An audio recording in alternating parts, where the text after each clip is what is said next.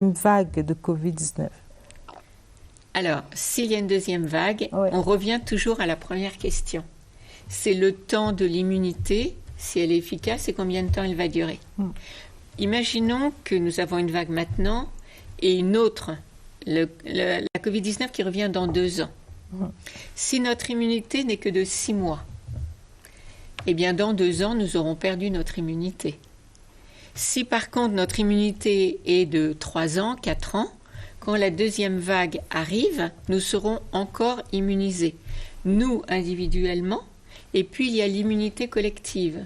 C'est-à-dire que si une portion importante de la population est vaccinée, le virus se transmet beaucoup moins bien et donc il sera moins efficace. Dans ce cas-là, on aura un second pic qui sera beaucoup plus mineur parce qu'il y aura déjà beaucoup de personnes qui seront immunisées et protégées et que le virus se transmettra moins à celles qui ne le sont pas. Mais de toute façon, indépendamment du côté médical, cet événement qui est arrivé, qui a frappé le monde entier, nous a permis, nous au Cameroun en tout cas, au niveau du ministère de la Santé, de se préparer, d'être mieux préparés. Donc il y a maintenant une expérience qui a été acquise, il y a eu des tas d'équipements, que ce soit de laboratoires, hospitaliers, qui ont également été acquis, des locaux qui ont été préparés, et toute cette expérience fait que si une deuxième vague devait se produire, avec toute l'expérience acquise aujourd'hui, il y aurait moyen déjà d'agir beaucoup mieux demain. Et si en plus on avait des nouvelles thérapeutiques encore plus efficaces et un vaccin, alors là, ce serait encore mieux. Professeur, je voudrais que vous vous arrêtiez sur cette question d'immunité collective. Après vous avoir écouté tout le développement que vous avez fait, on a envie de se demander si cette immunité collective est possible, est-ce qu'elle est efficace? Alors, si elle est possible... Est-ce qu'elle reste même d'actualité après vous avoir écouté? Oui, elle pourrait. Là, pareil, comme je vous dis, nous sommes surtout avec des points d'interrogation. Pour l'instant, on n'a pas encore beaucoup de réponses.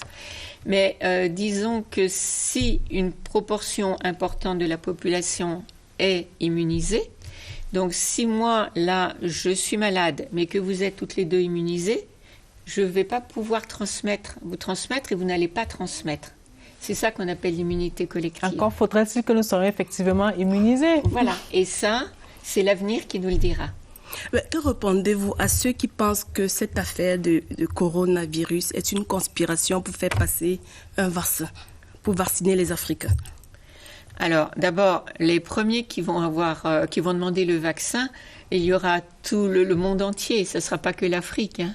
Je veux dire, l'Europe, les États-Unis actuellement, où est développé un des vaccins qui serait un des plus avancés, semble-t-il, seraient les premiers demandeurs. Moi, ma crainte, ce serait plutôt le contraire.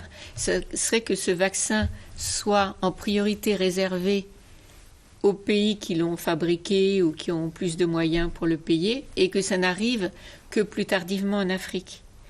Mais malgré tout, soyons conscients, l'Afrique, au niveau de la Covid-19, c'est extraordinaire.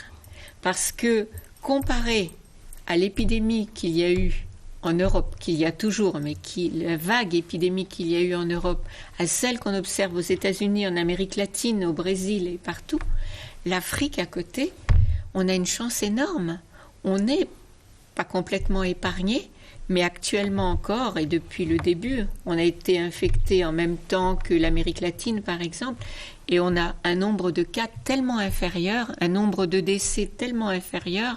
Comment vous expliquez cela, professeur?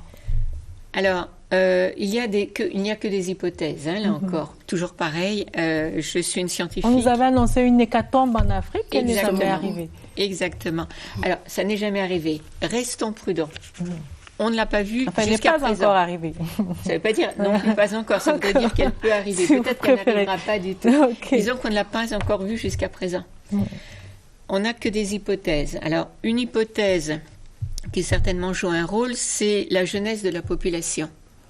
Parce que les personnes jeunes sont moins infectables et font des formes mineures. Donc elles ne toussent pas, et comme elles ne toussent pas, elles transmettent moins bien.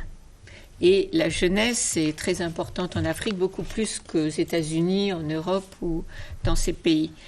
Une deuxième raison potentielle serait que, comme il y a énormément d'agents infectieux qui circulent en Afrique, les gens en permanence sont exposés à ces agents infectieux et de ce fait, ils ont une immunité naturelle qui n'est pas spécifique à la Covid, mais qui est une immunité naturelle contre beaucoup de choses qui les immunise aussi, qui les protège un petit peu contre la Covid-19 pour faire des formes mineures ou des formes très modérées.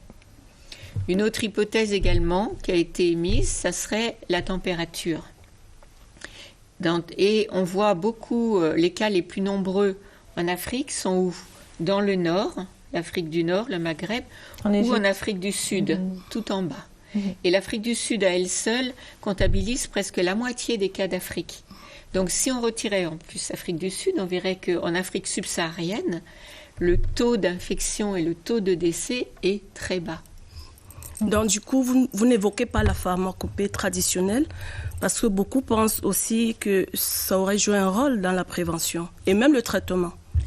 Peut-être. Et là encore, nous n'avons qu'une base scientifique, malheureusement, et c'est toujours le problème, qui le prouve. Il est possible que dans la pharmacopée traditionnelle, il y ait certains produits qui ont un effet préventif ou curatif. C'est possible. Malheureusement, là encore, on n'a ne pas encore été suffisamment testé. Voilà. Mais on sait quand même que le Conseil scientifique a mis sur pied un protocole qui permet de vérifier la qualité de ces produits qui sont mis sur le marché. Professeur, je voudrais peut-être, avant que vous ne partiez, que nous parlions des tests. Vous êtes directeur général du Centre Pasteur de Yaoundé. On entend beaucoup parler de vrais faux tests. Qu'est-ce qu'il en est exactement? Comment un test? J'ai en mémoire la scène qui s'est produite quelque part, quelqu'un qui a été testé à 10 heures, qui est testé positif, qui est testé 1 heure après, il est testé négatif, et puis finalement il demande de faire un 3e test. Finalement, on ne sait pas. Quel est le problème? Est-ce qu'on peut se fier à ces tests, qu'il s'agisse des tests rapides ou des autres? Alors, juste déjà pour dire, les tests, il y a 3 types de tests actuellement disponibles au Cameroun et dans le monde. Il y a les tests moléculaires, qui sont à partir d'un écouvillonnage nasopharyngé et qui amplifient le génome du virus. C'est un test qui prend plusieurs heures, qui doit être fait dans des laboratoires spécialisés, comme au Centre Pasteur. Mais maintenant, nous avons décentralisé ce test moléculaire. Il est disponible dans 15 laboratoires et dans 9 des 10 régions du Cameroun, où ce test moléculaire peut être fait. C'est le plus fiable, mais plus long et un peu plus compliqué. Et puis, il y a 2 types de tests rapides qu'il faut vraiment différencier. Il y a le test rapide antigène et le test rapide anticorps. Le test rapide anticorps, je parlais des anticorps, ils n'apparaissent dans le sang qu'au bout de 7-10 jours même. Donc, ce n'est pas du tout un bon test diagnostique. Parce que si vous êtes infecté maintenant, le test va être négatif. Il faudra attendre 10 jours pour qu'il se positive. Donc, c'est un test qui n'a un intérêt que pour voir si vous avez été infecté dans les mois précédents. Mais c'est tout. Et il y a le test antigène, TDR, qui a l'avantage d'être fait très vite. Et ça, c'est cet avantage. Par contre, il est peu sensible. On a vu que sur 100 tests positifs en PCR, il n'y en aura que 60 qui seront positifs en test rapide. C'est-à-dire qu'il y a 30% des gens qui, on va leur dire, vous êtes négative après avoir fait le test rapide, alors qu'ils seront positifs. Donc ça manque de sensibilité, mais ça a l'avantage d'être fait rapidement. Et donc... c'est pas encourageant, ça? C'est encourageant en ce sens que s'il est positif, c'est que vous êtes vraiment infecté. Au moins, vous le savez.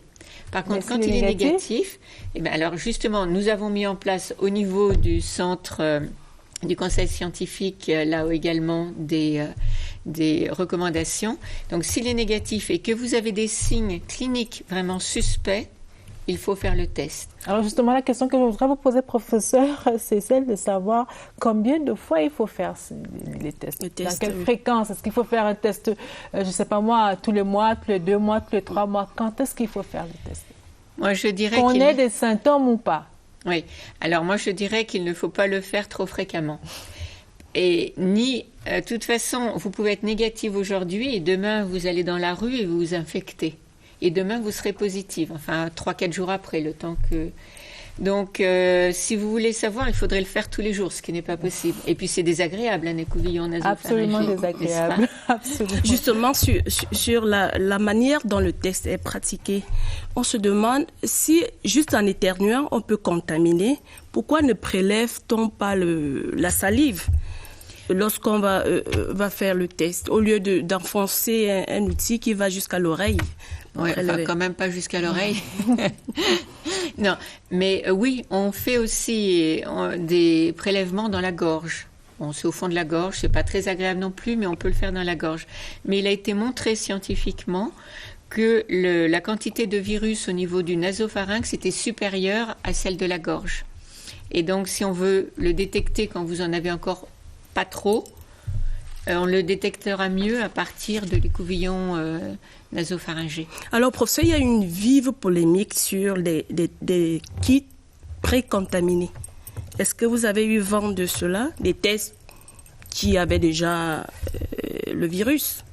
Alors, je peux vous dire que nous, au Centre Pasteur, nous sommes ceux qui validons les tests au fur et à mesure qu'ils arrivent, les tests PCR. Et je peux vous garantir qu'aucun test n'était précontaminé. Nous avons des contrôles positifs, négatifs, systématiquement qui doivent être mis. Et je peux vous garantir que nous n'avons jamais reçu le moindre test PCR contaminé. Alors, je voudrais que vous reveniez sur la question que je vous ai posée il y a quelques instants. Les tests, dans quelle fréquence? Alors, à quelle fréquence? Moi, je dirais, si vous n'avez aucun symptôme et que vous n'avez pas été en contact avec quelqu'un de positif, ne le faites pas trop souvent, tous les mois, 2 mois, et encore. Est-ce qu'il y en a en quantité? Si on voulait le faire tous les 2 mois, est-ce qu'il y en a suffisamment pour toute la population camerounaise? Pour les tests rapides, il y a eu déjà 200 000 tests qui sont en train d'être utilisés. Le ministre de la Santé en a reçu encore 200 000 la semaine dernière. Et il a annoncé qu'on devrait en recevoir 300 à 500 000 d'ici 1 à 2 semaines. Vous parlez là des milliers, on est quand même plus de 20 millions de Camerounais. Oui, alors là encore, la recommandation du ministre de la Santé est de dire n'hésitez pas, faites les tests chaque fois que vous avez le moindre doute. Ça ne veut pas dire, je vous dis, le faire tous les jours. Si vous avez le moindre doute que vous avez pu vous infecter ou des symptômes qui sont évocateurs, c'est le message du ministre. C'est faites-vous dépister. Nous allons marquer un arrêt dans cette édition de Scène de Presse pour